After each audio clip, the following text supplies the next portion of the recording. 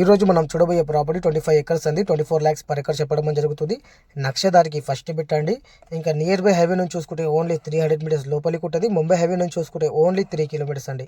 Okay, రావడానికి పోవడానికి అయితే ఏ ఇబ్బంది లేదు. ప్రతి ఒక్క వెహికల్ మొత్తం సైడ్ వరకు వచ్చేస్తాయి అండి. Clear property. ఫారం నెంబర్ 10 కూడా రెడీగా ఉంది.